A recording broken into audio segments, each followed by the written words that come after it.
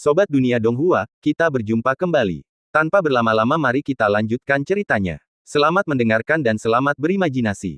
Setelah mengatakan itu, Yang Chen melanjutkan, kalau begitu, aku pamit dulu. Jika ada kesempatan, aku pasti akan mengunjungi kamar dagangmu sebagai tamu. Setelah percakapan berakhir, Yang Chen meletakkan tangannya di belakang punggung dan menoleh ke arah Jiang Shaohen yang tercengang. Ia berkata dengan tenang, Tuan Muda Jiang, saya bukan tipe orang yang menyimpan dendam, tapi saya ingat semua yang Anda katakan sebelumnya tentang keinginan untuk membunuh saya. Saya orang yang berprinsip, saya harap Tuan Muda Jiang dapat memenuhi janji Anda, kata Yang Chen dingin.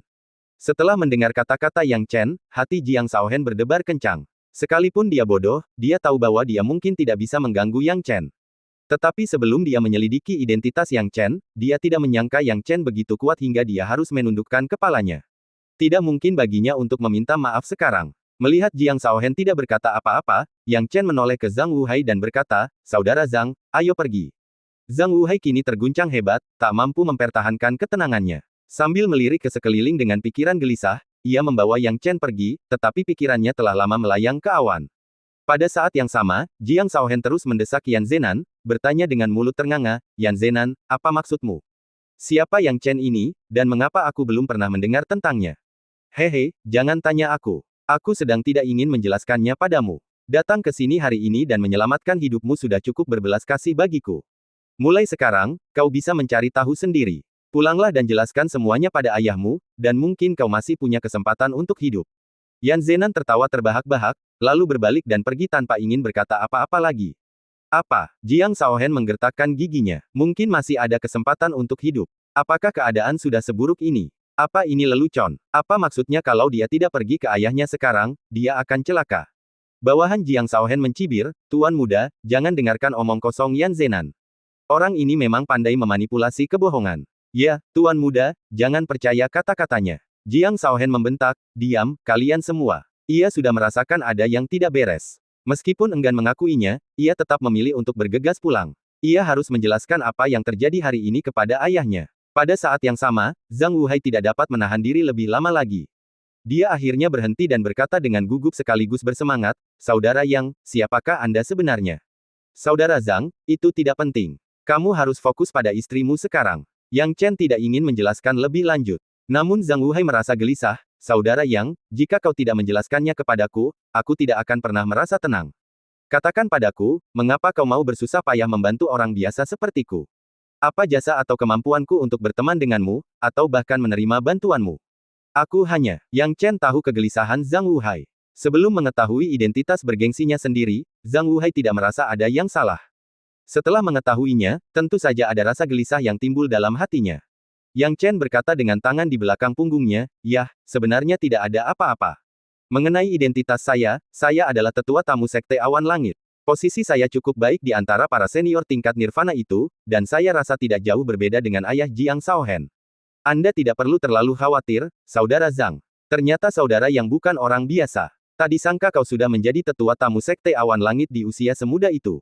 Zhang Wuhai terkejut dan tidak mengerti bagaimana Yang Chen bisa mencapai posisi ini, tapi itu bukan urusannya. Lalu ia berkata, Saudara Yang, saya sungguh berterima kasih atas bantuan Anda. Namun, saya tidak mengerti mengapa Anda mau membantu saya. Tentu saja, saya tidak meragukan Anda, tetapi saya khawatir saya tidak akan mampu membalas kebaikan Anda di kehidupan ini. Yang Chen menggelengkan kepalanya, lalu tersenyum dan berkata, Baiklah, karena kau sudah bertanya seperti ini, Saudara Zhang, aku akan jujur padamu.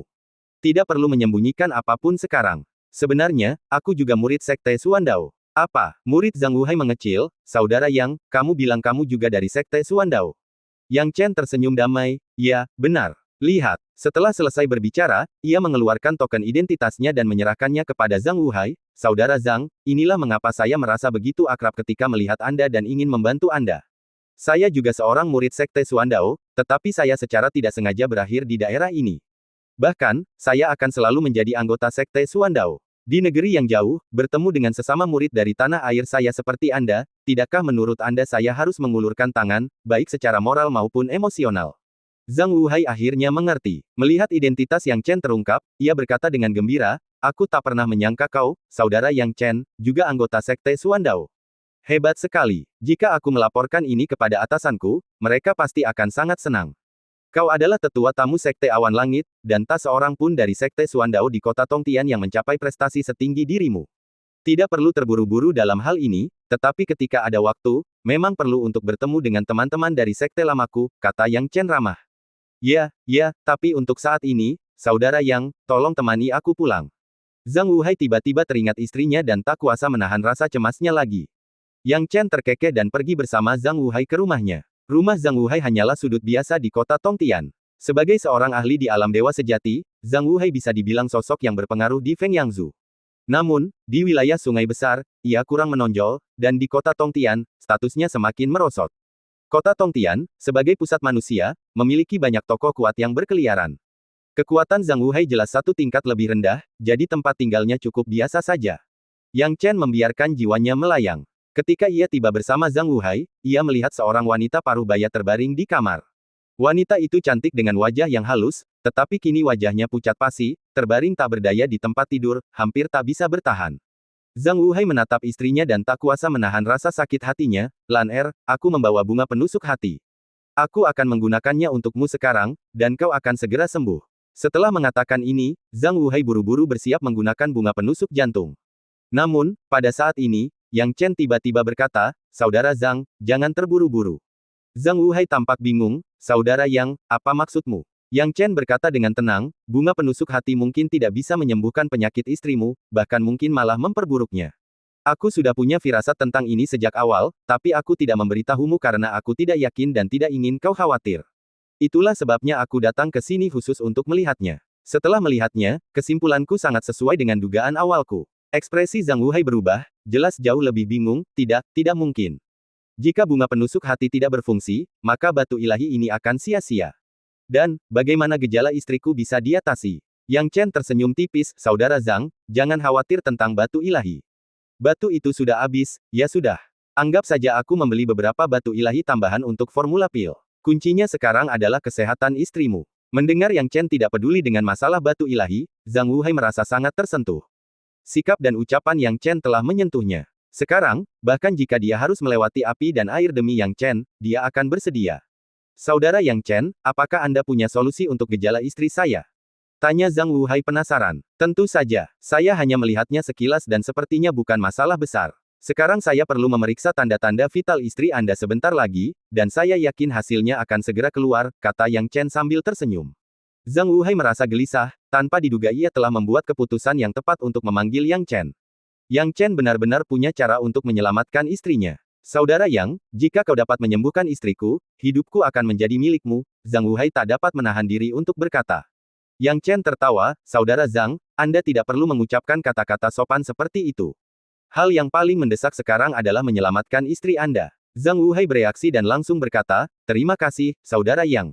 Yang Chen berhenti berlama-lama dan mulai memeriksa istri Zhang Wuhai. Seperti yang telah diasumsikannya, tidak ada gejala yang terlalu parah pada istri Zhang Wuhai, penyebab situasi ini masih karena konflik dengan orang lain. Yang Chen secara tak terduga merasa penasaran tentang siapakah yang begitu kejam hingga dapat menimbulkan kerugian seperti itu. Sebab jika bukan karena perawatan seorang ahli alkimia tingkat tinggi, istri Zhang Wuhai mungkin tidak akan pernah bangun lagi, menjadi sayur-sayuran dan menjalani kehidupan yang lebih buruk dari kematian. Zhang Wuhai juga menjadi putus asa dalam pencariannya terhadap bunga hati yang menusuk, mencoba menyelamatkannya tanpa pandang bulu. Jika bukan karena Yang Chen yang mengetahui hal ini, Zhang Wuhai pasti masih mencarinya dengan membabi buta. Jika dia benar-benar menemukan bunga hati yang menusuk, itu akan berakhir tanpa harapan baginya. Mendengar hal itu, Yang Chen mengeluarkan beberapa pil dan dari tas penyimpanannya. Sebagai seorang ahli alkimia, ia memiliki cukup banyak pil untuk memecahkan masalah medis yang rumit. Ia bisa dengan mudah mengambil segenggam pil tersebut. Zhang Wuhai diam-diam memperhatikan dan merasa takjub, lalu bertanya, Saudara Yang, ini. Istrimu pasti pernah berkelahi dengan seseorang sebelumnya. Situasi ini memang sengaja diciptakan oleh seseorang, kata Yang Chen. Zhang Wuhai mendesah, memang benar. Itu musuh istriku, orang-orang itu, sayangnya, tidak ada gunanya menyebutkannya sekarang. Aku ingin tahu apakah istriku bisa. Jangan khawatir, itu hanya cedera, masalah kecil, kata Yang Chen, meremehkan masalah tersebut. Padahal, masalah-masalah itu bahkan tidak dianggap rumit baginya. Dia menaruh pil itu ke dalam mulut wanita itu dan melepaskannya dengan lembut. Tak lama kemudian, pil itu larut dan cepat menyatu dengan tubuhnya. Saudara Zhang, tidak lebih dari 2 jam lagi, istri Anda akan kembali normal. Dalam setengah hari, dia akan menunjukkan tanda-tanda sadar. Setelah sehari, dia akan sepenuhnya sadar, kata Yang Chen sambil tersenyum. Ini sungguh hebat, Zhang Wuhai sangat gembira dalam hatinya. Bagi mereka berdua, 2 jam atau setengah hari tidaklah berarti. Dan Zhang Wuhai menyaksikan dengan mata kepalanya sendiri bahwa dalam waktu 2 jam, warna kulit istrinya telah banyak berubah. Ini adalah tanda pemulihan, tidak seperti sebelumnya ketika ia tak bernyawa. Kemudian, ia bahkan samar-samar dapat merasakan bahwa istrinya tampaknya mulai bangun. Akhirnya, setelah setengah hari, istrinya membuka matanya yang cerah, melihat sekeliling, mengusap kepalanya yang agak sakit, dan dengan rasa ingin tahu bertanya, "Di mana aku?" Lan Er, kau sudah bangun. Syukurlah, teriak Zhang Wuhai. Air mata seorang pria tidak mudah menetes, hanya ketika ia merasa patah hati. Ia telah menunggu begitu lama, mengerahkan begitu banyak upaya untuk hari ini. Tak seorang pun tahu betapa besar pengorbanannya hanya untuk melihat istrinya terbangun dengan selamat. Dan semua ini berkat bantuan Yang Chen. Dia percaya bahwa jika bukan karena bantuan Yang Chen, dia tidak mungkin mencapai semua ini. Lan Er, kau ingat. Kau terluka oleh musuh kita, dan aku menyelamatkanmu dengan mempertaruhkan nyawaku.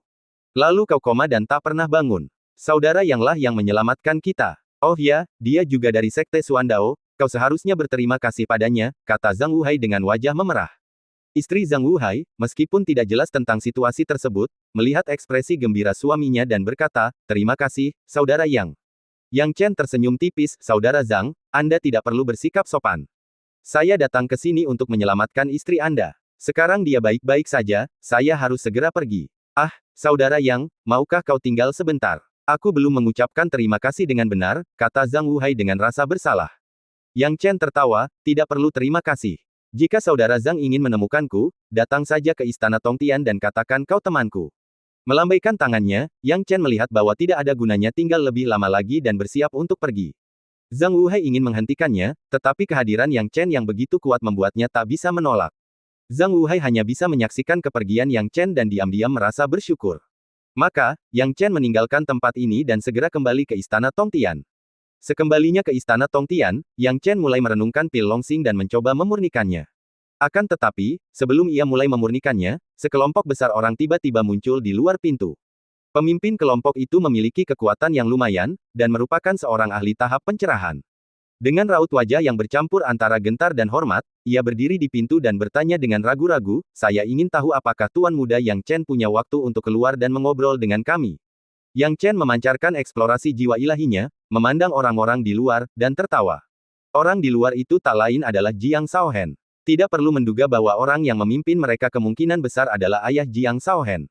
Ayah Jiang Shaohen tampak serius, jadi Yang Chen tidak bisa menolak.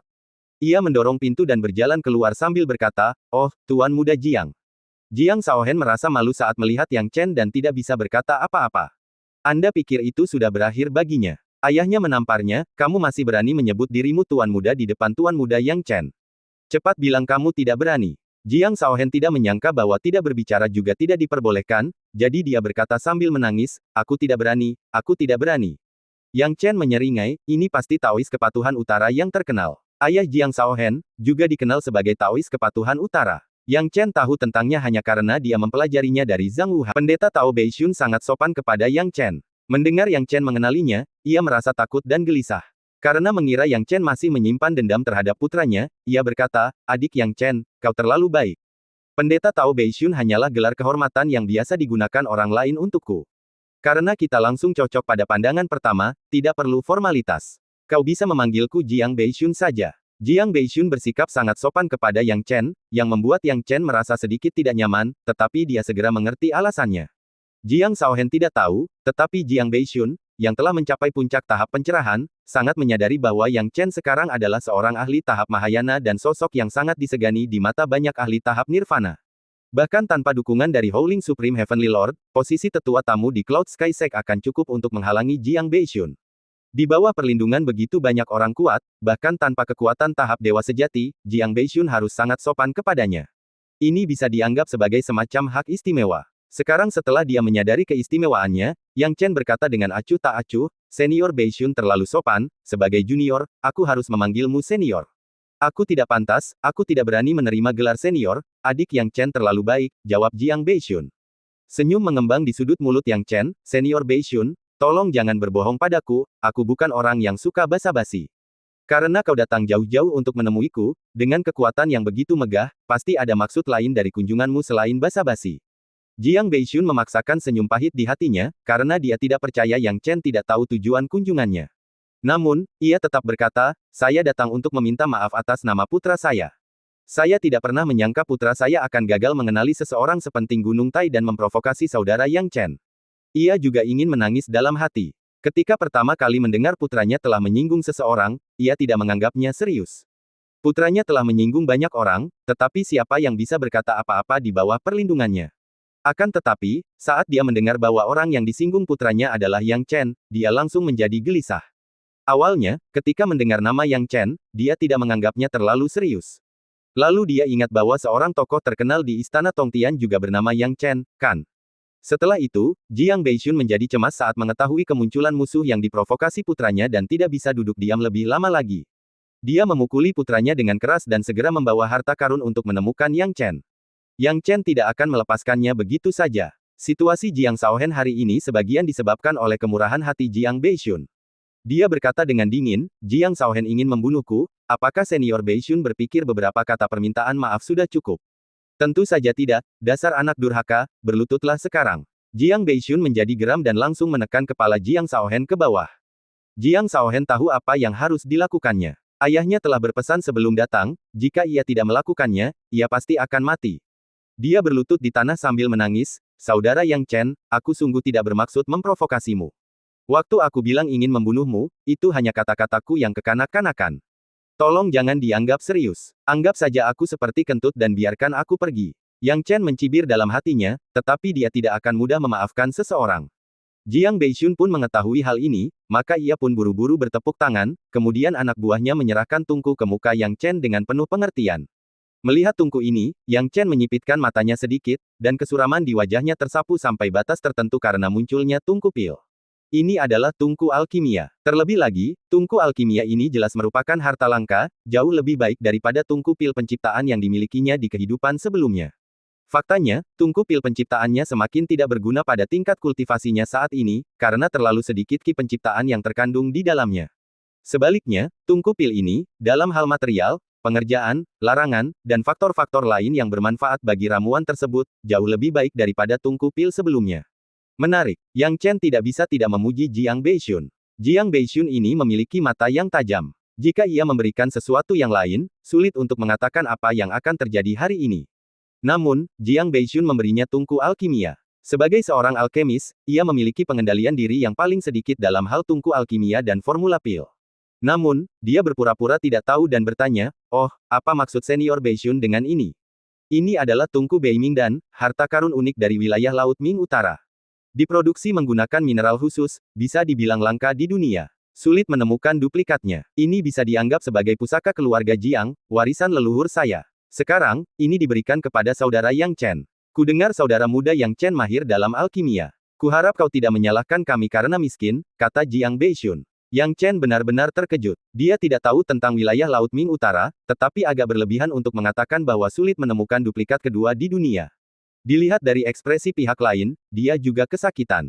Yang Chen tanpa sadar melihat sekeliling dan menyadari bahwa tungku pil ini memang sangat langka. Ia melirik ke kiri dan ke kanan. Jiang Beishun dan Jiang Shaohen ketakutan, takut Yang Chen tidak puas dan tidak menerima tungku pil. Jika Yang Chen memutuskan untuk bertarung sampai akhir, merekalah yang akan menderita. Sekarang, mata Jiang Beishun tidak bisa meninggalkan Yang Chen, berharap Yang Chen akan menyukai tungku pil ini. Yang Chen sebenarnya ingin menolak, tetapi sayangnya, dihadapkan dengan godaan besar tungku pil ini, dia tidak bisa berkata tidak. Seperti kata pepatah, mengambil uang, bantuan orang lain berarti mengambil jalan pintas, memakan makanan orang lain berarti memperpendek umur seseorang. Yang Chen menggelengkan kepalanya, tungku pil ini bagus, aku akan menerimanya.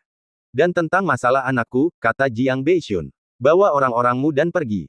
Kuharap dia bisa lebih tenang. Kalau aku bertemu dengannya lagi dengan sikap arogan dan mendominasi, bahkan jika dia tidak memprovokasiku, aku tidak akan menunjukkan belas kasihan, kata Yang Chen dingin. Kini setelah ia selamat, Jiang Beishun tak lagi membiarkan Jiang Shaohen menimbulkan masalah. Ia langsung menendang Jiang Shaohen, cepat dan berjanjilah pada saudara Yang Chen. Jiang Shaohen terisak, aku berjanji tidak akan pernah membuat masalah lagi, saudara Yang Chen, terima kasih telah menyelamatkan hidupku. Tinggalkan tungku pil dan kamu bisa pergi, kata Yang Chen dengan ekspresi acuh tak acuh. Jiang Beixun dan yang lainnya enggan meninggalkan Tungku Pil, tetapi menyelamatkan nyawa mereka lebih penting saat ini. Mereka semua berterima kasih dan pergi satu per satu. Yang Chen menatap Tungku Pil dengan rasa ingin tahu di hatinya. Tungku Pil ini sebenarnya mengandung bahan yang sama dengan tombak Dewa Pembantai, mungkinkah itu juga membutuhkan darah sebagai identifikasi? Sekarang Yang Chen lebih berpengalaman, dia bisa tahu sekilas bahwa tungku alkimia membutuhkan darah untuk mengenali pemiliknya. Dia mencobanya, dengan memeras esensi darah ke dalamnya. Selanjutnya, fungsi umum dan keuntungan dari tungku alkimia terlintas dalam pikirannya. Astaga, ini benar-benar harta karun langka dari Tungku Pil. Tingkat keberhasilan alkimia bisa meningkat pesat. Hampir bisa kompatibel dengan semua jenis bahan dan bahkan bisa mengubah ukurannya. Luar biasa, gumam Yang Chen dalam hati. Selanjutnya, dia mengambil kendali. Menyusut. Di bawah kendalinya, Tungku Pil itu tiba-tiba menyusut drastis. Yang Chen tak kuasa menahan diri untuk tidak mengaguminya, tungku ini benar-benar bisa berubah ukuran sesuai kendaliku. Bahan macam apa ini? Sungguh menakjubkan. Jika memang begitu, menyebut Tungku Pil ini harta karun langka tidaklah berlebihan. Awalnya, ia mengira Jiang Beixun hanya mencoba menipunya, hanya ingin membuatnya memaafkan Jiang Shaohen. Namun, ia merasa Tungku Pil itu cukup enak dipandang, jadi ia tidak terlalu memperhatikannya. Kalau dipikir-pikir lagi, penilaian Jiang Beixun terhadap Tungku Pil ini memang tidak salah. Tungku ini memang memiliki efek yang luar biasa. Jika memang demikian, Tungku Pil ini akan sangat berharga. Jiang Beixun tidak sepenuhnya memahami nilai sebenarnya dari Tungku Pil ini. Ini sama sekali tidak aneh. Dia, seorang ahli, tahu, tetapi Jiang Beixun bukanlah seorang ahli. Terlebih lagi, Tungku Pil ini mungkin bahkan tidak dihargai oleh beberapa alkemis hebat tingkat dewa. Nilai Tungku Pil ini bisa bernilai satu kota, bahkan melampaui nilai alat suci tertinggi. Bagi sebagian alkemis super, nilainya bahkan akan melebihi alat suci tertinggi. Jiang Beixun benar-benar memberiku barang yang luar biasa. Lumayan, lumayan. Dengan Tungku Pil Beiming ini, aku tidak bisa lagi menyalahkan putranya atas apa yang terjadi padanya. Hahaha, Yang Chen kini benar-benar puas. Setelah memperoleh Tungku Pil seperti itu, dia sangat gembira dan tentu saja ingin berlatih menggunakannya. Kebetulan saja dia ingin memurnikan Pil Longsing, jadi Tungku Pil ini secara alami menjadi wadah yang sempurna. Menggunakan Tungku Pil ini untuk memurnikan Pil Longsing, Yang Chen segera merasakan perbedaannya dibandingkan dengan proses biasanya dalam memurnikan ramuan. Apapun yang dimiliki Tungku Pil penciptaan, juga dimiliki Tungku Pil Beiming. Apapun yang tidak dimiliki Tungku Pil penciptaan, Tungku Pil Beiming memilikinya. Terlebih lagi, Tungku Pil ini memiliki tingkat kompatibilitas yang tinggi dengan bahan-bahan eliksir. Begitu bahan-bahan tersebut masuk ke tungku, mereka akan langsung larut dan meleleh sesuai proses. Bahkan jika seorang pemula sedang menyempurnakannya, mereka dapat menghasilkan eliksir yang jauh melampaui level mereka, yang sungguh luar biasa. Yang Chen sedang menyempurnakan Pil Longsing untuk pertama kalinya, dan bahkan dengan bakatnya yang tinggi, percobaan pertama biasanya menghasilkan tungku yang rusak sebagai proses coba-coba. Namun, setelah mendapatkan tungku Pil Beiming dan menyempurnakannya lagi, ia benar-benar berhasil menyempurnakan tungku pertama. Meskipun kualitasnya tidak bagus dan hampir merusak pil itu memang terbentuk dengan sukses. Untuk tungku kedua, kualitas ramuan segera meningkat, langsung naik ke tingkat yang lebih tinggi. Berikutnya adalah tungku ketiga. Saat ia mulai mengerjakan tungku ketiga, Yang Chen telah berhasil memurnikan 3 Pil Longsing. Lalu ada tungku keempat dan tungku kelima. Dia memiliki cukup bahan untuk membuat 5 tungku saja. Jika ia menggunakan tungku pil biasa, ia hanya akan berhasil memurnikan paling banyak 3 hingga 5 pil pada tahap ini. Meskipun demikian, membagikannya kepada orang lain akan dianggap sebagai prestasi yang mengejutkan dan luar biasa, terutama karena ia belum pernah memurnikan Pil Longsing sebelumnya. Namun kini, dengan Beiming Pil Furnace, seluruh proses pemurnian telah naik ke tingkat baru. Setelah melalui 5 tungku, dia berhasil memurnikan 15 Pil Longsing yang menakjubkan. Dengan 15 Pil Longsing, Yang Chen tentu saja sangat bahagia. Ia tidak percaya bahwa itu tidak akan cukup baginya untuk mencapai pencerahan setidaknya sekali. Namun, Yang Chen tampaknya melebih-lebihkan kesulitan memasuki kondisi pencerahan. Baru setelah ia sungguh-sungguh mulai mengonsumsi Pil Longsing, ia menyadarinya. Setelah menelan yang pertama, ia tidak merasakan apa-apa, hanya merasakan sedikit pusing di kepala. Kemudian, efek eliksirnya menghilang, tidak ada gunanya sama sekali. Adapun apa yang disebut keadaan pencerahan, tidak ada tanda-tanda akan terjadi sama sekali. Yang Chen agak bingung, menilai bahwa mungkin Pil Longsing tidak semudah mencapai pencerahan hanya dengan niat. Masuk akal, kalau tidak, bukankah formula pil ini akan direbut orang lain?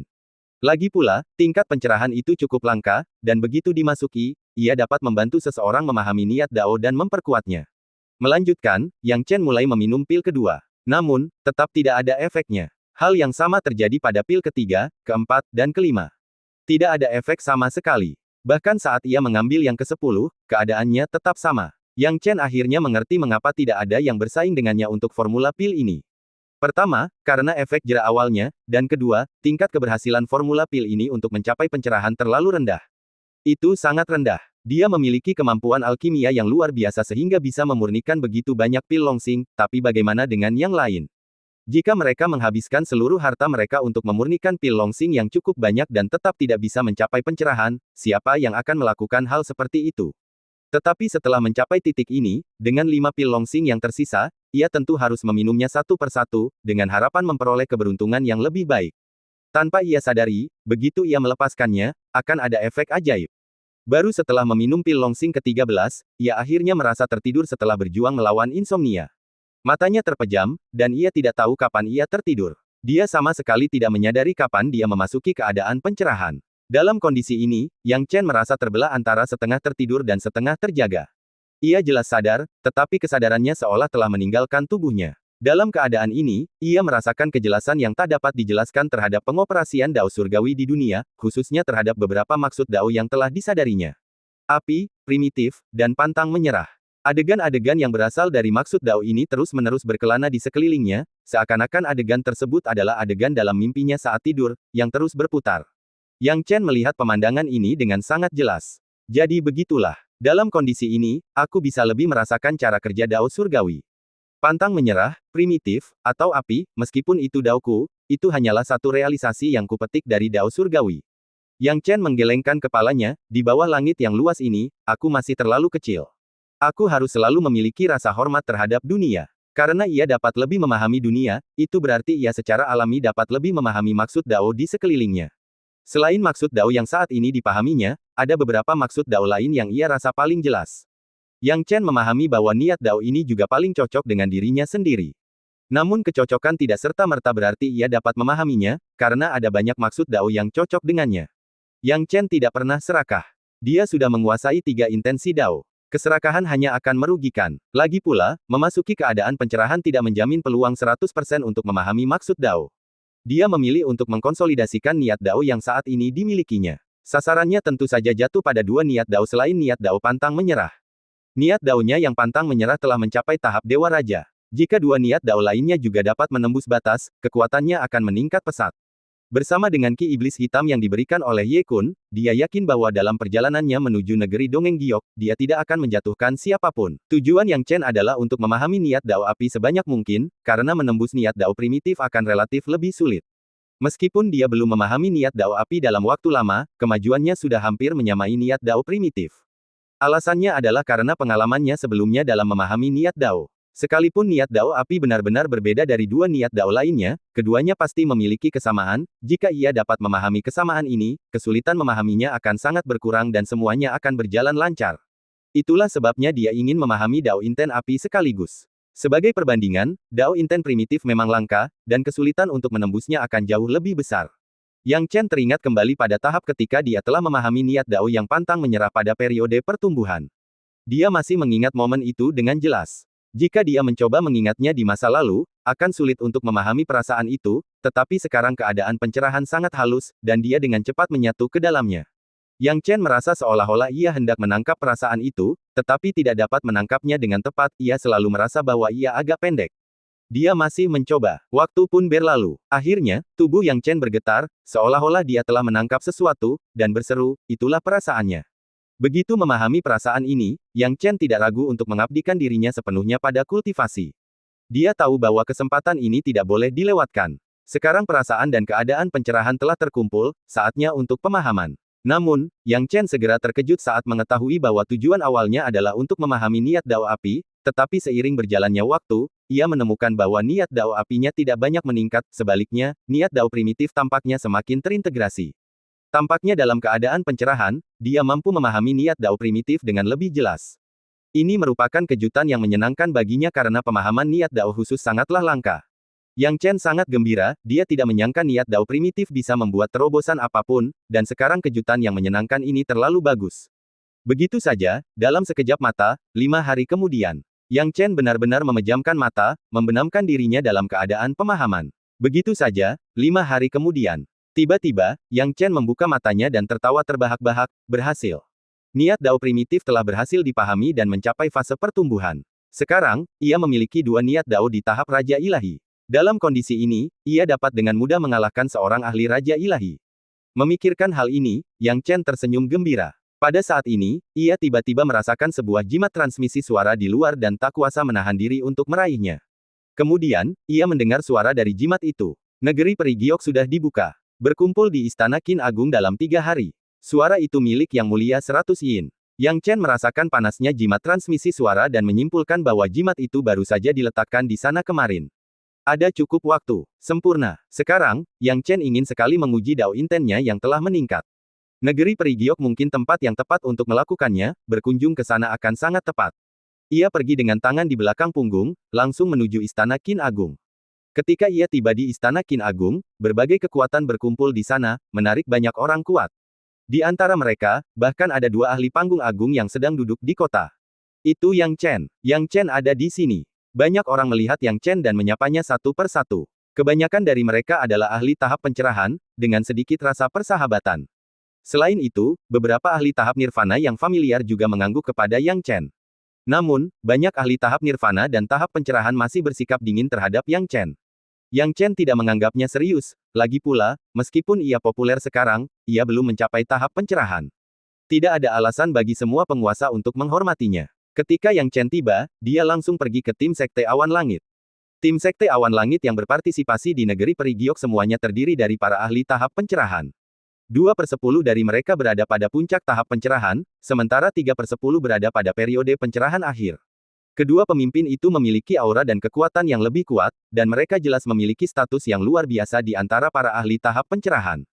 Pada saat ini, Yang Mulia 100 Yin membawa Yang Chen dan memperkenalkannya kepada yang lain. Yang Chen, temui para senior. Yang Chen tentu saja tidak akan sombong, dan dengan hormat berkata, Junior Yang Chen, salam untuk para senior. Para ahli tahap pencerahan ini, meskipun lebih muda dari tahap nirvana, telah berkultivasi selama ribuan tahun, atau bahkan puluhan ribu atau ratusan ribu tahun.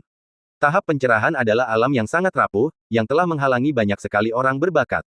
Beberapa ahli tahap pencerahan belum mencapai tahap nirvana bahkan dalam ratusan ribu tahun, seperti Taois Api Ilahi dan Taois Lingki.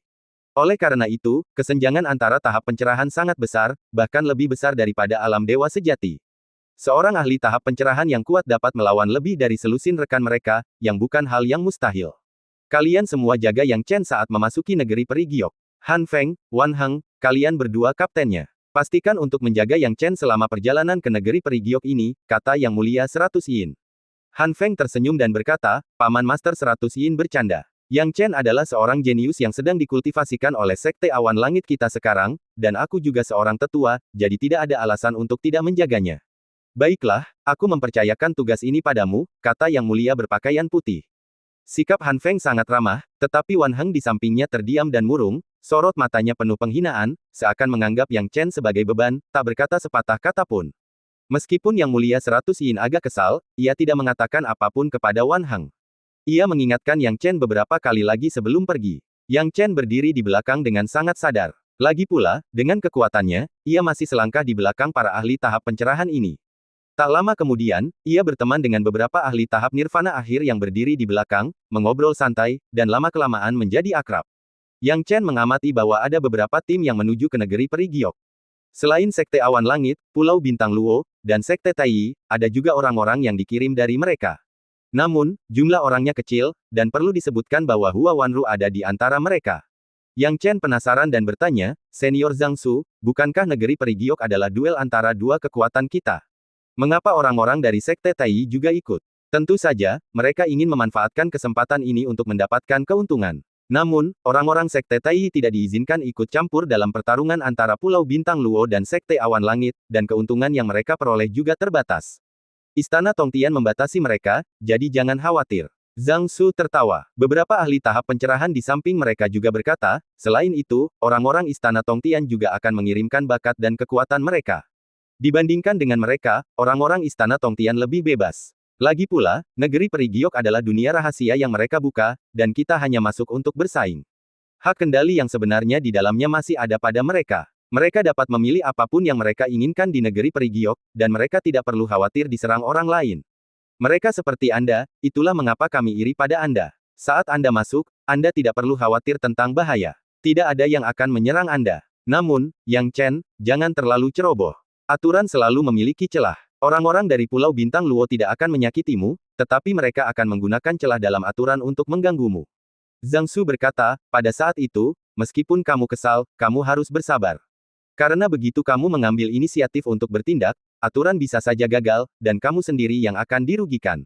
Yang Chen mengangguk berat. Sebelumnya, ia tidak terlalu banyak berpikir, tetapi sekarang ia menyadari bahwa memang begitulah adanya.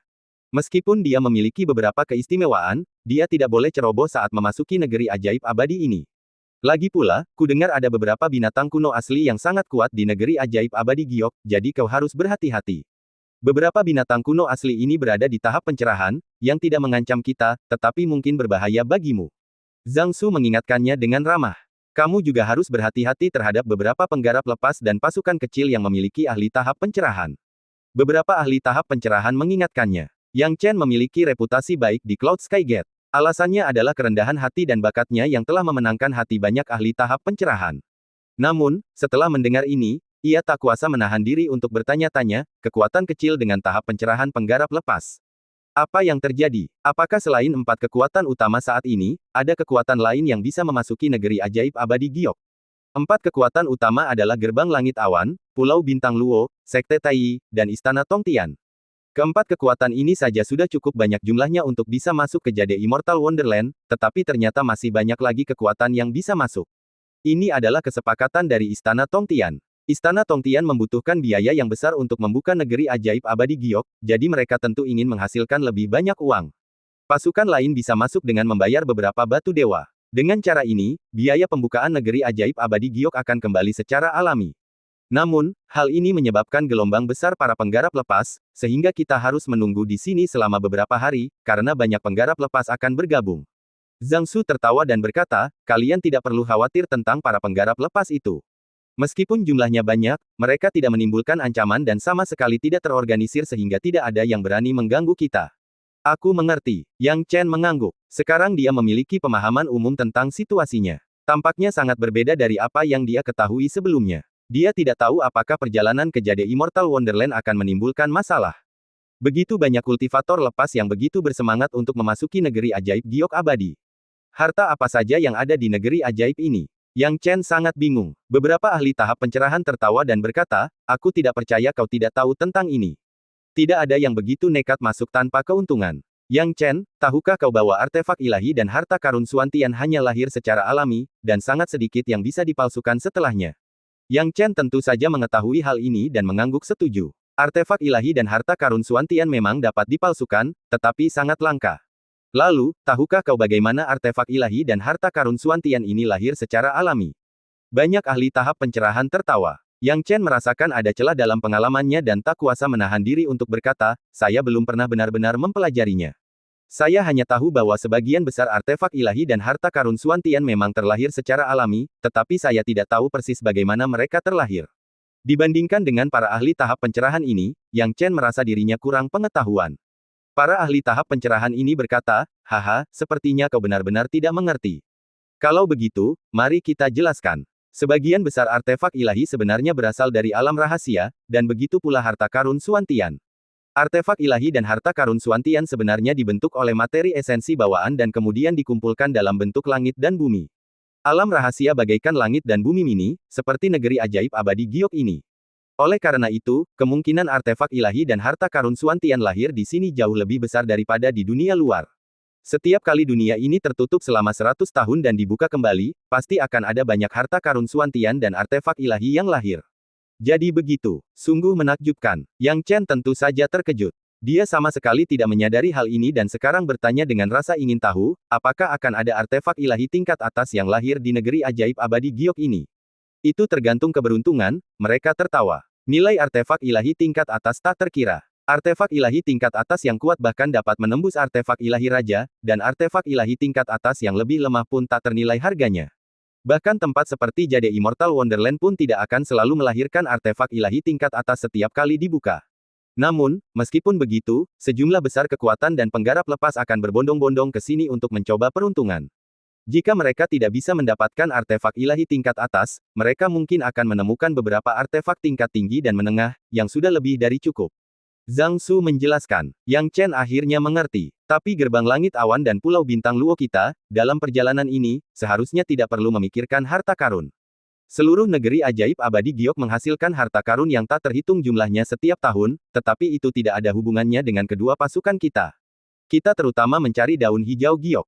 Hanya dengan menemukannya, kita dapat mengendalikan alam misterius agung, kata seorang ahli tahap pencerahan.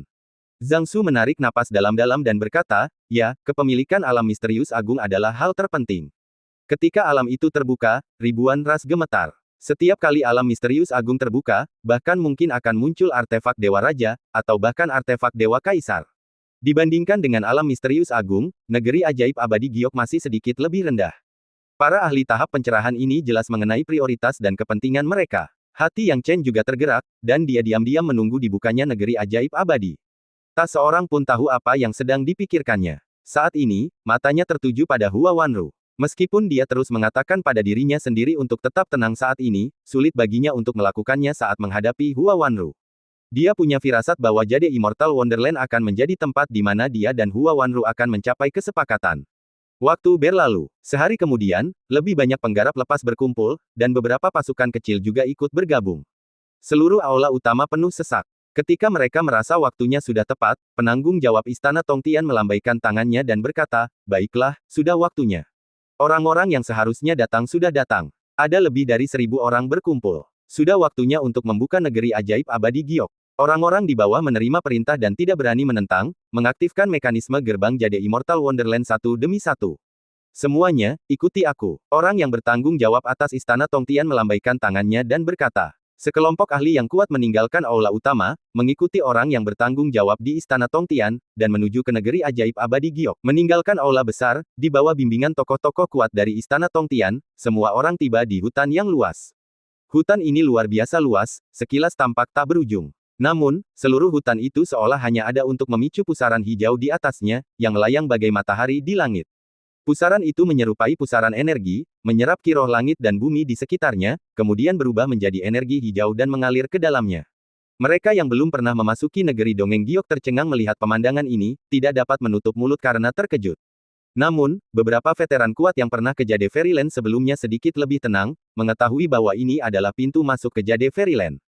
Seorang tokoh sakti dari Istana Tongtian memberikan penjelasan saat ini. Itu sudah cukup, kata Howling Supreme Heavenly Lord dengan nada lambat di atas langit, energinya hampir terkumpul, kita bisa masuk sekarang. Starchild Heavenly Venerate sepertinya sedang mendiskusikan sesuatu dengan orang-orang di bawah saat ini. Dilihat dari ekspresinya, ia ingin memastikan kemenangan mereka. Howling Supreme Heavenly Lord tidak memberikan banyak nasihat kepada generasi muda, tetapi tidak seorang pun mengira bahwa Cloud Sky Sect akan datang ke tempat ini tanpa persiapan. Pada saat ini, pusaran di langit tiba-tiba tampak jenuh dan disertai suara gemuruh yang dahsyat, energinya meledak dengan hebat. Kemudian, mereka mendengar suara pintu terbuka, dan sebuah lorong muncul di dalam pusaran itu. Di sisi lain lorong itu terdapat hutan hijau yang lebih luas, dengan padang rumput dan hutan yang dipenuhi pemandangan alam. Lingkungan di sini penuh dengan daya tarik gravitasi yang tak tertahankan, memikat semua orang yang hadir. Semua orang tahu bahwa tempat ini adalah negeri dongeng Giok yang legendaris. Jalan menuju negeri peri Giok tidak bisa dipertahankan untuk waktu yang lama. Sekarang hanya bisa dibuka selama setengah jam, dan semua orang bisa masuk selama setengah jam tersebut. Setelah itu, gerbang akan ditutup. Gerbang akan dibuka kembali 1 bulan kemudian. Dengan kata lain, apapun situasi yang Anda hadapi, Anda harus menunggu di pintu masuk hingga gerbang terbuka. Jika tidak, akan sulit untuk keluar, kata penanggung jawab Istana Tongtian. Saat suaranya jatuh, banyak orang sudah bersemangat untuk mencoba, siap memasuki negeri dongeng Giok kapan saja. Kalian semua, silakan masuk, kata Dewa Surgawi tertinggi yang melolong. Saat Yang Mulia Surgawi berbicara, orang-orang di bawah tentu saja tidak ragu-ragu. Seperti segerombolan lebah, mereka langsung memasuki negeri peri Giok. Yang Chen juga mengikuti tim dengan cermat dan memasuki Jade Fairyland. Begitu Yang Chen memasuki negeri peri Giok, dia merasakan perbedaan mencolok antara dunia itu dan dunia luar. Sebagaimana dikatakan oleh para ahli tahap pencerahan itu, tempat ini seperti dunia mini yang dipadatkan dengan kiroh langit dan bumi beserta aturan dan perubahannya. Baik mengolah maupun mencapai pencerahan di sini, keduanya akan jauh lebih cepat dibanding dunia luar. Hal yang sama berlaku untuk kelahiran senjata ilahi. Namun, ada juga beberapa kekurangannya. Lingkungan unik di sini akan menyebabkan mereka yang kekuatannya tidak memadai akan langsung mati karena tidak mampu bertahan terhadap lingkungan tersebut. Bahkan makhluk-makhluk kuat ini pun tak bisa bertahan lama di sini. Diperkirakan hanya 1 atau 2 bulan saja sudah menjadi batas kemampuan mereka. Jika terlalu lama, mereka juga akan kesulitan beradaptasi dengan lingkungan di sini. Hal ini membuat Yang Chen sangat penasaran tentang binatang purba jenis apa yang bisa bertahan hidup di sini. Setibanya di Jade Fairyland, tim Cloud Sky Sect juga menemukan tempat untuk beristirahat sementara. Sebagai pemimpin tim, Han Feng dan Wan Heng tentu saja memiliki sesuatu untuk dikatakan. Saat itu, Wan Heng berkata dengan dingin, karena kita telah memasuki negeri peri giok, semua orang jangan sampai melupakan tugas mereka dan berusaha sebaik mungkin untuk mengumpulkan daun-daun hijau zamrud. Meskipun daun-daun ini tidak seberharga harta karun tersebut, mereka dianggap sebagai harta karun yang rapuh. Jika dikumpulkan dalam jumlah yang cukup banyak dan dibawa kembali ke sekte, mereka dapat ditukar dengan harta karun yang berharga. Hal ini tidak jauh berbeda dengan mengambil risiko untuk memperebutkannya. Jadi, saya harap semua orang dapat memahami posisi mereka. Cukup sekian yang ingin kukatakan. Silakan bubar. Semua orang harus mencari daun hijau zamrud mereka sendiri, kata Wan Heng setelah menyelesaikan pidatonya. Ketika percakapan berakhir, banyak ahli bubar, menyisakan beberapa ahli tahap pencerahan seperti Zhang Su yang memiliki hubungan baik dengan Yang Chen. Mereka tampak ragu dan berkata, Saudara Wan Heng, bagaimana dengan Yang Chen? Wan Heng, yang sejak awal acuh tak acuh terhadap Yang Chen, berkata dengan dingin, kenapa aku harus peduli padanya? Kurasa aku tidak punya kewajiban untuk menjaganya. Hanya dengan kekuatan tahap dewa sejati, dia bersikeras masuk ke tempat ini. Apa maunya dia? Setelah berbicara, Wan Heng pergi tanpa memberi Yang Chen kesempatan untuk membantah. Melihat ini, Yang Chen tidak dapat menahan tawa tak berdaya, bertanya-tanya mengapa Wan Heng menargetkannya. Melihat sikap Wan Heng, semua orang saling bertukar pandang, memiliki gambaran tentang apa yang sedang terjadi. Dibandingkan dengan Wan Heng, Han Feng jauh lebih ramah dan baik hati. Ia berkata, Yang Chen, kenapa kau tidak ikut denganku? Karena senior Bai Yin bilang kita harus menjagamu, aku akan memenuhi tugasku. Bersamaku, kau tidak akan menghadapi bahaya apapun. Yang Chen menggelengkan kepalanya. Ia punya tujuan dan tentu saja tidak berniat menghalangi orang lain. Ia berkata, para senior, jangan khawatirkan aku. Aku tidak ingin memperlambat kalian. Karena aku di sini, aku tidak pernah berpikir untuk memperlambat langkah para seniorku. Meskipun aku mungkin punya beberapa hak istimewa, keamanan sepertinya bukan masalah. Aku bisa berkeliling saja karena aku tidak akan masuk terlalu dalam dan seharusnya tidak akan menemui masalah. Aku sangat berterima kasih atas bantuan para senior. Han Feng bersedia memenuhi tugasnya, tetapi jika memungkinkan, dia pasti tidak ingin membawa Yang Chen sebagai beban. Daun hijau zamrud Jade Fairyland sangat penting baginya dan sekte. Karena Yang Chen tidak mau, Han Feng tidak berniat bersikap sopan lagi dan berkata, kalau begitu, aku tidak akan sopan. Aku pergi dulu. Han Feng bergegas pergi, meninggalkan beberapa ahli tahap pencerahan yang ramah kepada Yang Chen. Mereka berkata, Yang Chen, apa kau yakin bisa menanganinya sendiri? Kenapa tidak ikut dengan kami? Setidaknya kita bisa saling menjaga. Kami sudah memutuskan untuk hanya mengumpulkan daun hijau zamrud. Kau tidak akan menghalangi kami, jadi jangan salahkan dirimu sendiri. Para senior, kalian tidak perlu khawatir tentang saya. Meskipun saya ingin mengikuti kalian, saya sungguh tidak ingin memperlambat kalian, kata Yang Chen. Mendengar Yang Chen mengatakan ini, beberapa orang saling memandang dan tidak berkata apa-apa lagi, yah, kalian harus berhati-hati dan jangan berkeliaran sembarangan. Kalau tidak, tidak akan ada manfaatnya. Ya, jawab Yang Chen. Dengan demikian, beberapa pakar tahap pencerahan pergi, dan Yang Chen mulai berpikir dalam-dalam. Dia perlu menentukan tujuannya di negeri dongeng giok ini. Dengan hak istimewa yang dimilikinya saat ini, orang-orang dari Pulau Bintang Luo tidak akan menyerangnya. Namun, tidak ada yang dikatakan tentang Sekte Taiyi dan kekuatan kecil lainnya. Namun, tampaknya sama juga, negeri dongeng giok telah dibuka, dan semua kekuatan sekte tidak diizinkan untuk bertarung, dengan Sekte Awan Langit dan Pulau Bintang Luo menjadi pengecualian belaka. Secara sederhana, selama dia tidak menyerang orang lain, tidak akan ada seorang pun yang mencoba mengganggunya. Tapi bukan itu yang diinginkannya. Karena targetnya adalah Hua Wanru. Dia tidak akan pernah menemukan kesempatan yang lebih baik daripada hari ini, dan harus ada akhir antara dia dan Hua Wanru. Adapun apa yang disebut aturan-aturan itu, semuanya kini telah ia lupakan. Akan tetapi, begitu Sekte Taiyi memasuki negeri peri giok, mereka menghilang tanpa jejak, dan apakah mereka pergi secara terpisah atau tidak, dia tidak dapat mengetahuinya. Mencari secara membabi buta mungkin tidak menguntungkan. Chen Jiangsan dari Sekte Taiyi menyimpan dendam padaku. Aku khawatir dia tidak akan membiarkanku pergi begitu saja. Aku ingin membalas dendam dengan Hua Wanru di alam rahasia ini, tetapi bisakah aku yakin bahwa orang lain tidak akan mencoba membalas dendam padaku? Yang Chen berpikir keras, menyadari bahwa ia pasti khawatir belalang sembah akan menangkap jangkrik sementara burung oriole berada di belakangnya. Tentu saja, sebelum itu, ia masih perlu memahami negeri dongeng giok.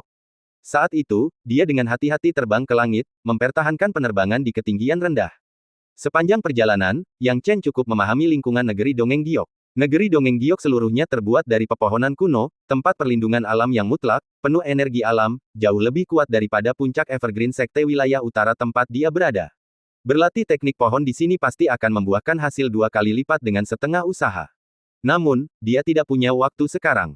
Terbang rendah sepanjang perjalanan, ia melihat beberapa pohon dengan beberapa daun dan cabang yang hilang.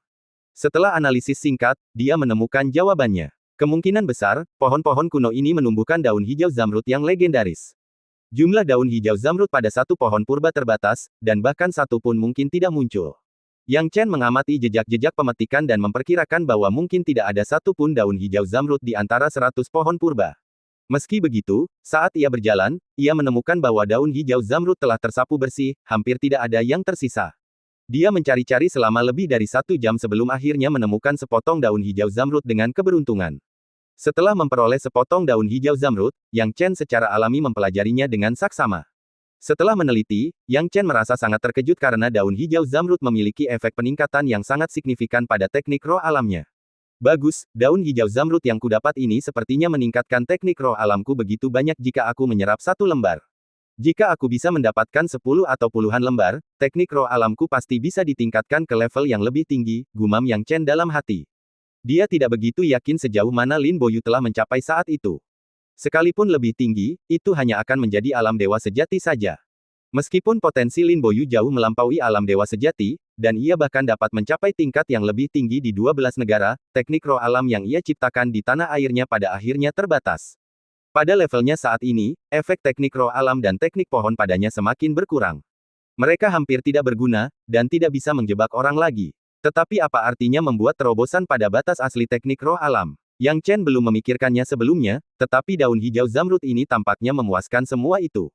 Yang Chen merasa gembira, tetapi yang membuatnya ingin menangis adalah karena dia tidak dapat menemukan daun hijau zamrud kedua selama putaran pencarian ini. Dan anehnya, dia tidak bertemu dengan petani lain di dekatnya, yang menunjukkan bahwa dialah orang pertama yang tiba di daerah tersebut. Jadi siapa yang telah mengambil daun hijau zamrud di dekat situ? Yang Chen tidak dapat menemukan jawabannya, mencari kemana-mana, dan tak lama kemudian, dia merasakan sesuatu. Binatang purba di negeri dongeng. Yang Chen tiba-tiba menemukan seekor binatang purba yang luar biasa besar.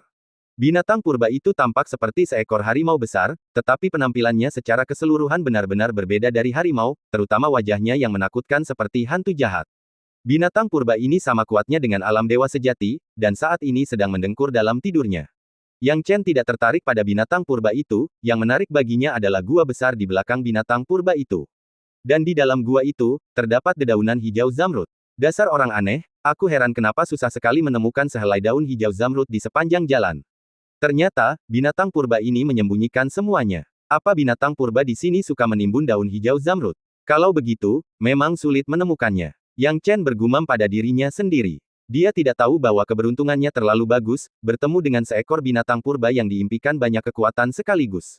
Dengan pemikiran itu, Yang Chen berencana untuk bergerak dan menghadapi binatang purba itu. Namun, Penatua Beruang 1 dan Penatua Beruang 2 di dalam menara Dewa Iblis berteriak, "Bos, kami ingin keluar untuk berolahraga." Yang Chen menepuk dahinya. Ia telah mengurung kedua bersaudara itu cukup lama. Dengan temperamen mereka, mereka tidak bisa diam lama-lama. Ia pun melepaskan mereka dari menara Dewa Iblis. Begitu dua beruang hitam gunung hitam raksasa muncul, lingkungan di sekitarnya langsung berubah. Banyak pohon tua terinjak dan patah, lalu tumbang ke tanah. "Bos, biar kami tangani binatang purba ini, kami bosan sekali," kata kedua beruang hitam gunung hitam itu. Yang Chen bertanya dengan cemas, "Bisakah kamu mengatasinya?" "Jangan khawatir, bos. Lingkungan di dalam menara Dewa Iblis sangat bagus, dan kekuatan kita telah meningkat pesat. Bersama-sama, kita seharusnya tidak kesulitan menghadapi binatang purba di alam dewa sejati akhir." Saksikan saja dari pinggir lapangan, Penatua Beruang 1 menyeringai. Pada saat yang sama, binatang purba 4 berbeda akhirnya berdiri. Yang Chen tidak bisa membuat banyak keributan, tetapi beruang hitam gunung hitam menyebabkan keributan luar biasa, tentu saja menarik perhatiannya. Raung! Binatang purba itu meraung seperti harimau yang mengaum di pegunungan, mengintimidasi dan memperingatkan saudara-saudara beruang hitam gunung hitam bahwa ini adalah wilayahnya dan jangan melakukan hal bodoh. Namun, saudara-saudara beruang hitam Black Mountain masih pemula, dan mereka ingin bertarung. Mereka tidak menganggap serius ancaman tersebut. Ayo kita lakukan, teriak beruang tetua dua. Lalu, mengabaikan pepohonan kuno di sekitarnya, ia menghentakkan kakinya ke depan, mengguncang bumi, dan langsung menuju binatang purba itu. Binatang purba itu berada dalam kondisi waspada tinggi, mengawasi dua beruang raksasa itu dengan penuh kewaspadaan. Yang Chen menyaksikan dari samping, sambil terkekeh dalam hati, hatinya penasaran mengenai hasil pertarungan antara saudara beruang hitam Gunung Hitam dan binatang purba ini. Saat ini, kedua beruang konyol ini tampak jauh lebih mahir bekerja sama daripada sebelumnya dan bahkan menunjukkan beberapa teknik yang cerdik. Tidak seperti sebelumnya, ketika keduanya hanya dijumlahkan secara acak menjadi dua. Kedua beruang konyol ini tidak menggertak, gumam Yang Chen pada dirinya sendiri. Karena ketika mereka bekerja sama, pertempuran melawan binatang purba itu malah berujung pada jalan buntu. Yang Chen terkejut dan puas dengan kekuatan bertarung saudara-saudara itu. Namun, dia segera menggelengkan kepalanya dan harus mengakui bahwa kemajuan saudara-saudara Wukong Gunung Hitam sangat pesat, dan cukup mengesankan untuk dapat bersatu dan melawan perolehan binatang buas kuno di alam dewa sejati akhir. Namun, binatang purba di alam dewa sejati akhir tidak semudah itu untuk dihadapi. Awalnya, kedua bersaudara itu tak terhentikan dan bertarung melawan binatang purba itu, membuatnya takut sebelum sempat bereaksi, dan tentu saja mereka berada di posisi yang setara. Tetapi begitu binatang purba itu bereaksi, segalanya berubah. Situasi pun berubah seketika, dan saudara-saudara Wukong Gunung Hitamlah yang mulai terlihat canggung dan merepotkan. Yang Chen melihat ini dan tahu ia harus bertindak. Ia langsung memanifestasikan niat daunnya, lalu membidik binatang purba alam dewa sejati akhir. Dia menyatukan dua jarinya, dan dalam sekejap, niat dao yang pantang menyerah mengembun menjadi pedang tajam.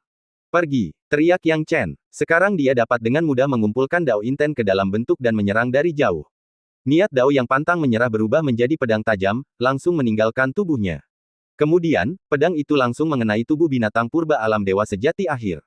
Dengan suara keras, tubuh binatang purba itu berubah menjadi kabut darah, mati di tempat, bahkan tanpa tahu bagaimana ia mati. Tentu saja, saudara-saudara Wukong Gunung Hitam tahu bahwa Yang Chen yang melakukan ini dan mengeluh, "Tuan muda, mengapa Anda mengambil tindakan? Jika aku tidak bertindak, aku khawatir kalian berdua akan diberi pelajaran berat oleh binatang purba alam dewa sejati akhir ini. Tidakkah kalian menyadari bahwa kemajuan kalian lebih lambat daripada di awal?" Kata Yang Chen sambil tersenyum. Saudara Wukong Gunung Hitam menggaruk kepala mereka dan berkata, "Kami berencana menggunakan binatang purba alam dewa sejati akhir itu untuk melatih tangan kami. Baiklah, berhenti mengeluh. Kita tidak punya banyak waktu tersisa, dan dengan tubuhmu yang besar, jika kau benar-benar bertarung selama setengah jam atau 1 jam, lokasiku mungkin akan terbongkar sepenuhnya," pikir Yang Chen. Saudara Wukong Gunung Hitam menggaruk-garuk kepala lagi. Tepat saat mereka hendak mengatakan sesuatu, Yang Chen tiba-tiba berkata, "Seseorang datang, cepatlah ke menara Dewa Iblis." Saudara Wukong Gunung Hitam tidak berani menunda dan segera bersembunyi di dalam menara Dewa Iblis. Yang Chen menyebarkan jiwanya untuk merasakan dan mendeteksi beberapa gerakan. Dia tahu seseorang telah datang, dan tentu saja, dia tidak akan muncul di hadapan mereka tanpa memahami situasinya. Dia membersihkan jejak pertempuran di sekitarnya dan bersembunyi. Tidak lama setelah dia bersembunyi, sekelompok orang muncul di daerah itu. Kelompok itu beranggotakan sekitar 10 orang, dipimpin oleh 2 ahli tahap pencerahan, yang tidak kuat, hanya berada di tahap tengah pemahaman Dao. Di belakang mereka berdiri sekelompok besar ahli alam dewa sejati, dengan kekuatan yang bervariasi. Yang Chen bersembunyi dalam kegelapan dan mengamati bahwa hanya ada 2 ahli tingkat Raja Dewa dan tidak ada yang setingkat Raja Dewa. Sisanya adalah alam dewa sejati biasa. Mereka dari Istana Shaoyang, gumam Yang Chen dalam hati. Ada banyak kekuatan di bawah bendera Istana Tongtian, dan Istana Shaoyang hanyalah salah satu dari kekuatan biasa. Pintu masuk mereka hanya sampai pada tahap tengah pemahaman Dao yang paling tinggi. Semuanya ada di sini sekarang. Apakah orang-orang ini muncul di sini secara kebetulan, atau, Yang Chen bingung dalam hatinya. 2 ahli tahap menengah pemahaman Dao, seorang pria dan seorang wanita, merasakan sesuatu yang tidak biasa. Menurut monyet liar pengindera roh kita seharusnya berada di posisi yang tepat. Pasti ada harta karun yang muncul di dekat sini. Lagi pula, dilihat dari teriakan aneh yang kita dengar dari monyet tadi, harta karun ini mungkin bukan artefak ilahi biasa. Tapi kita datang ke sini dan tidak menemukan apapun. Bukan itu intinya. Kupikir aku mendengar suara pertempuran di dekat sini tadi. Tapi melihat sekeliling sekarang, tidak ada apa-apa, benar-benar kosong. Apa aku hanya berhayal? Kata tetua tahap pencerahan. Perempuan dari tahap pencerahan di sampingnya juga tampak cukup tua dan tampaknya adalah istrinya. Mendengar ini, ia berkata, mungkin ini halusinasi. Semuanya normal di sini. Bagaimana mungkin ada jejak pertempuran yang kau sebutkan? Dan kami membawa monyet liar pengindera roh, itulah sebabnya kami tiba di sini begitu cepat. Siapa lagi yang bisa menemukan tempat ini secepat ini? Tanpa mereka sadari, Yang Chen datang ke sini tanpa niat untuk mendapatkan harta karun apapun. Tujuannya hanyalah mendapatkan beberapa daun hijau zamrud. Namun, dia tidak menyangka situasi seperti ini akan terjadi. Tetua tahap pencerahan mengelus jenggotnya. Masuk akal. Sekarang kuncinya adalah artefak ilahi. Setelah kita mendapatkan alat ilahi tertinggi, kita bisa menghidupkan kembali klan kita. Sekalipun bukan alat ilahi tertinggi, mendapatkan beberapa yang bermutu tinggi tetap akan menjadi keuntungan besar. Setelah mengatakan ini, wanita tua di sebelahnya entah bagaimana memegang seekor monyet liar di tangannya. Saat monyet liar itu muncul, ia tampak sangat liar dan gelisah, tetapi wanita tua itu tampaknya sudah terbiasa dengannya, dan memberinya beberapa buah roh. Setelah memakannya, monyet itu tampak puas dan mulai mengendus aroma di sekitarnya, seolah-olah mencari sesuatu. Mendengar gerakan ini, si monyet liar langsung menjerit keras, menunjuk ke arah gua di belakang binatang purba alam dewa sejati akhir yang baru saja dikalahkan Yang Chen, dan seluruh tubuhnya mulai gemetar. Itu dia, harta karunnya ada di gua ini, kata wanita tua itu. Dan dengan teriakan aneh monyet liar pengindera roh kita, harta karun itu pasti luar biasa. Tetua tahap pencerahan juga sangat gembira. Ia tahu bahwa suara keras yang dibuat monyet itu bukanlah kebetulan dan segera memerintahkan, periksa apa yang ada di dalam. Mereka berdua pun membulatkan tekad dan bergegas masuk ke dalam gua. Tanpa mereka sadari, Yang Chen telah mendengar semuanya dengan jelas. Hampir saja, kedua ahli tahap pencerahan ini tidak curiga. Jika mereka memeriksa setiap detailnya, mereka pasti sudah menemukanku. Meskipun aku dikatakan sepenuhnya aman menurut aturan, apapun bisa terjadi jika ada yang mencurigakan. Setelah Yang Chen berbicara sendiri, ia pun berpikir keras. Apa yang harus dia lakukan selanjutnya? Yang Chen penasaran dalam hatinya, dan akhirnya, dia tidak bisa menahan keinginannya untuk menjelajah dan memutuskan, ayo masuk dan melihat-lihat. Jika benar-benar ada artefak ilahi tertinggi, akan sangat disayangkan jika dia melewatkannya hari ini. Dan daun hijau zamrud itu. Yang Chen menghela napas penuh penyesalan. Daun-daun hijau zamrud di gua-gua ini awalnya adalah miliknya, tetapi dengan kedatangan sekelompok orang ini, daun-daun itu telah menjadi milik orang lain. Ia tak menyangka orang-orang ini berbaik hati meninggalkan dedaunan hijau zamrud untuknya. Setelah memasuki gua, ternyata memang tak ada yang tersisa, kosong melompong. Gua ini tampaknya cukup dalam. Yang Chen menggunakan murid ilahi lingkinya untuk mengintip ke dalam, tetapi tampaknya tak berdasar, dan teknik matanya tidak dapat menembus ke bagian terdalam. Gua ini luar biasa. Tak heran jika monyet liar yang merasakan roh merasakan sesuatu yang aneh di dalam gua. Ia benar-benar harus mengikuti mereka ke dalam untuk melihat apa yang istimewa dari gua itu. Saat memasuki gua, Yang Chen merasa sangat frustrasi. Sesuatu yang awalnya dalam jangkauan kini telah hilang. Jelas, daun-daun hijau zamrud itu telah diambil oleh orang-orang dari Istana Shaoyang. Yang Chen mendesah dengan penyesalan di hatinya, tetapi masih dengan tenang mengikuti mereka. Karena ada dua ahli tahap pencerahan yang hadir, dia tidak berani mengikuti terlalu dekat, tetapi dengan murid ilahi Lingqi, dia dapat menjaga jarak yang sempurna dan mengikuti sekelompok orang. Kedalaman gua ini jauh melampaui ekspektasi Yang Chen. Setelah 1 jam berjalan, mereka masih belum mencapai ujungnya. Kecepatan mereka sangat cepat, 1 jam cukup untuk menempuh jarak yang sangat jauh. 1 jam lagi berlalu, dan mereka masih belum mencapai akhir. Yang Chen bisa merasakan bahwa kedalaman gua itu tidak lurus, melainkan menurun. Semakin jauh mereka melangkah, semakin rendah pula mereka, dan tak seorang pun tahu kemana arahnya. Akhirnya, 2 jam kemudian, ada cahaya redup di depan. Cahaya itu semakin kuat dan terang, menerangi ujung gua dengan jelas. Ada sebuah lubang besar, dan di dalamnya, terdapat atmosfer yang mencekam. Yang Chen mengamati lubang itu dengan murid ilahi Lingqinya dan menemukan sungai-sungai darah mengalir di dalamnya.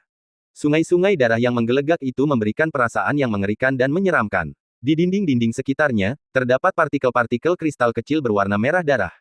Partikel-partikel kecil yang menumpuk tebal dan banyak, berpadu dengan lingkungan sekitarnya, memberikan sensasi geli saat orang-orang memasukinya. Tak lama kemudian, Yang Chen sedikit terkejut lagi.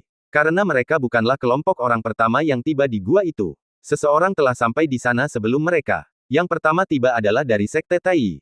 Hua Wanru ada di antara mereka. Dunia ini sungguh sempit. Yang Chen berpikir dalam hati, bertanya-tanya di mana ia harus menemukan Hua Wanru, tetapi justru menemukannya karena kejadian tak terduga ini.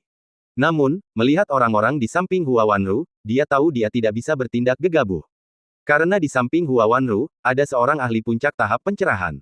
Yang Chen memiliki beberapa pengetahuan tentang orang ini, seorang ahli tahap pencerahan yang dikenal sebagai Raja Dao Zhang Kun, salah satu Raja Dao yang sangat langka di Sekte Tai. Satu lagi yang kuat. Yang Chen punya ide untuk meninggalkan tempat ini, karena sejujurnya, dia hampir tidak mungkin membunuh Hua Wanru dengan kehadiran Zhang Kun.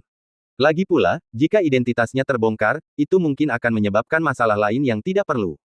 Tetapi setelah memikirkannya matang-matang, dia enggan meninggalkan tempat ini begitu saja karena dia telah bertemu Hua Wanru. Terlebih lagi, orang-orang dari Istana Shaoyang kini tengah bertemu dengan orang-orang dari Sekte Tai, dan dia ingin diam-diam melihat apakah ada peluang untuk memanfaatkan situasi tersebut. Yang Chen bersembunyi di sekitarnya. Ketika orang-orang dari Istana Shaoyang melihat bahwa orang-orang Sekte Tai telah tiba sebelum mereka, mereka terkejut. Jadi, teman-teman dari Sekte Tai, aku merasa ada seseorang yang pernah ke sini sebelumnya, dan kurasa itu bukan ilusi. Tetua tahap pencerahan dari Istana Shaoyang mengelus jenggotnya, dengan pusaran pikiran yang berkecamuk di hatinya, tetapi tetap tampak tenang. Di sisi lain, wanita tua di sebelahnya memandang para individu kuat dari Sekte Tai seakan-akan mereka tengah menghadapi musuh besar, dan hatinya pun merasa gelisah. Zhang Kun melirik orang-orang Istana Shaoyang, mulutnya mengerucut, dan berkata, itu Mohe Daois dan Linghua Daois dari Istana Shaoyang. Kebetulan sekali, kupikir kita datang ke sini diam-diam tanpa melakukan apapun, sangat diam-diam, tapi ternyata kita ketahuan semua orang. Zhang Kun tidak tahu, apa yang dikatakannya tidak ada hubungannya dengan apa yang dimaksud oleh Mohe Daois dan Linghua Daois. Mohe Daois curiga terhadap gangguan yang disebabkan oleh Yang Chen yang membunuh binatang purba itu.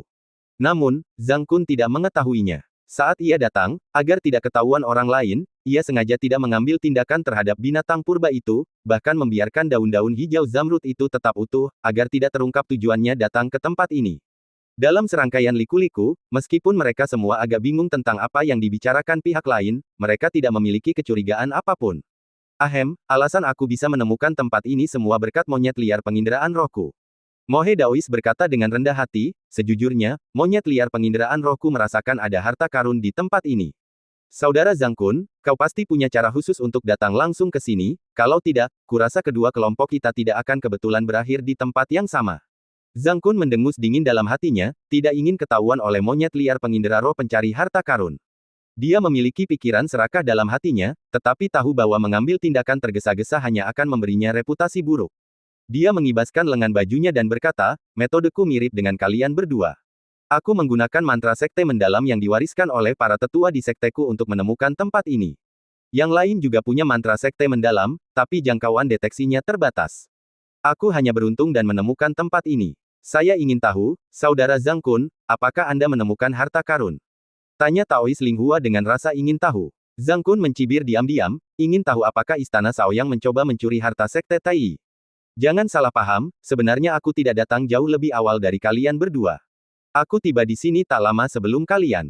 Aku memang sudah bertekad untuk menunjukkan kemampuanku, kata Zhang Kun. Yang Chen mendengarkan semuanya dengan jelas, merenung dalam hatinya. Orang-orang dari Istana Shaoyang ini benar-benar melihat Sekte Tai dan tidak pergi, tapi masih mempertanyakan harta karun itu. Apakah mereka menggali kuburan mereka sendiri? Yang Chen dengan cepat membantahnya. Penganut Tao Mohe dan penganut Tao Linghua tidak tampak sebodoh itu, mereka tampak sangat siap dan tidak begitu takut kepada Zhang Kun. Zhang Kun juga melihat beberapa petunjuk saat ini dan berkata dengan nada tidak tulus, karena semua orang dari Istana Shaoyang ada di sini, bagaimana kalau kita menjelajah bersama dan melihat apa yang istimewa dari tempat ini? Mantra sekte mendalamku hampir kehilangan efektivitasnya sekarang, dan semuanya bergantung pada dua monyet liar pengindera roh kalian. Saya juga punya niat yang sama. Karena saudara Zhang Kun sudah bilang begitu, saya akan mencobanya. Pendeta Tao Linghua memegang monyet liar penginderaan roh, mengelusnya beberapa kali, dan monyet itu segera mulai melihat sekeliling dengan patuh. Hidungnya yang sensitif mengendus beberapa kali, lalu matanya berubah menjadi merah darah, terpaku pada suatu arah. Sebenarnya tidak ada yang aneh di sekujur gua itu, tetapi begitu monyet liar yang merasakan roh itu menunjukkannya, suasananya langsung menjadi luar biasa. Karena arah yang dikunci oleh monyet liar pengindera roh sebenarnya adalah sungai darah yang bergelembung di dalam gua. Semua orang tentu pernah melihat sungai darah sebelumnya, tetapi tidak ada yang aneh tentangnya. Sekarang setelah monyet liar pengindera roh menunjuknya, semua orang saling memandang dan menjadi sangat penasaran. Dan cerita pun berakhir, nantikan cerita selanjutnya. Terima kasih telah mendengar.